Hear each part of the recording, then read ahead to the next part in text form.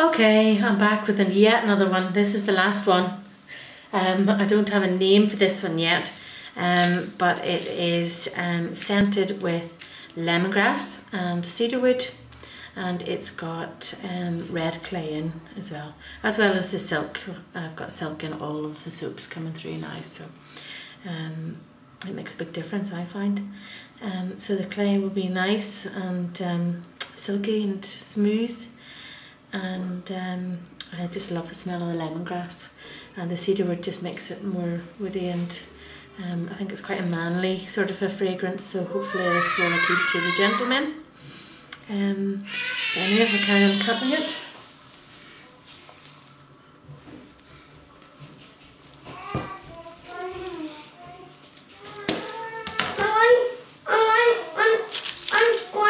Pause it for a second. Sorry about that interruption there. So it's kind of a swirly pattern. It kind of turned into a full funnel swirl, but then turned into a swirly swirl, if you know what I mean. I didn't really intend to do a full funnel swirl at all, but it just kind of progressed that way, and then I agitated it up a bit with a skewer. So we'll have to see what it's like on the inside. And that's a really gorgeous scent, actually.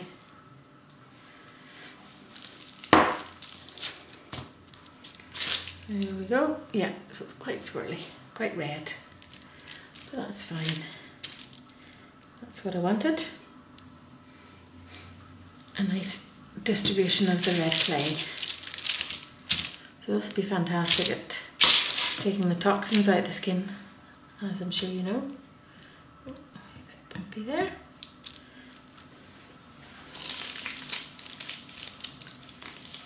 Right.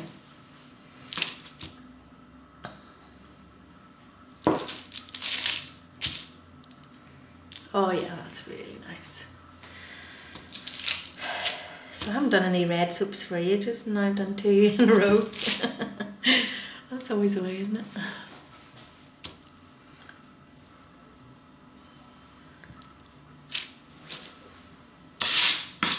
I think the last red soap I did was a raspberry ripple one from my ice cream sort of line. So you've seen the mint choc chip. I also do a raspberry ripple, and I used to do a lemon meringue one, but it kind of turned into the I Love Lemon one. It was I Love Lemon Meringue, but I kind of shortened it to I Love Lemon because it was a bit of a mouthful, really. And then I also do a strawberry cheesecake one as well, in that line. Mom, why just put me in the head?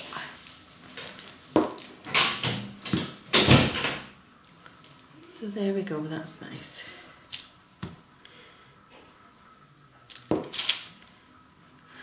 So really I just kind of make whatever appeals to me at the time, although I do have a core sort of range that I do over and over again. But the ice creamy sorts of ones are very popular. And I've started to make another lot of them. So you've seen the mint choc chip. I'm just waiting for some oils to come in, and then I'll be doing the lemon meringue one again. It's sold really well this week, actually. I'm almost out of it. I think I've got 1 bar left or 2 bars left.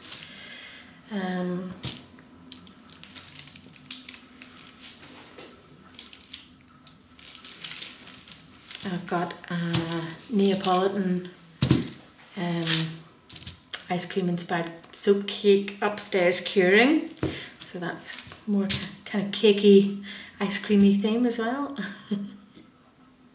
Must be because it's summertime I'm drawn to doing these sorts of things.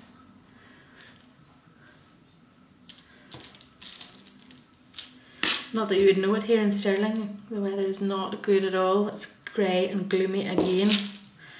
And the kids are off school at the end of next week, so I'm just hoping the weather improves then and we can get out and about a bit. Because otherwise it's going to be a nightmare having them in the house the whole time.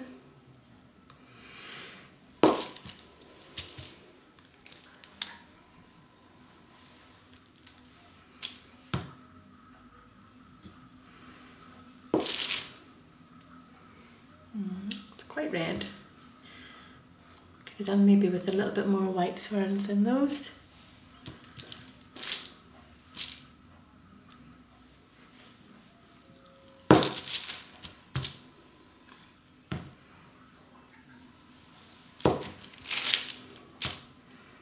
There we go, a bit more white in that one.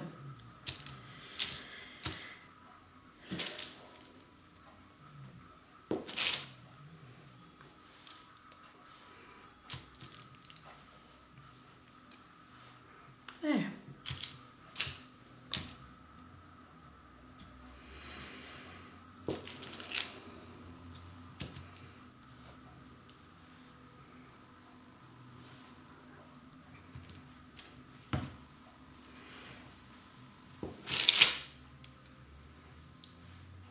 There we go, that's a heavy one.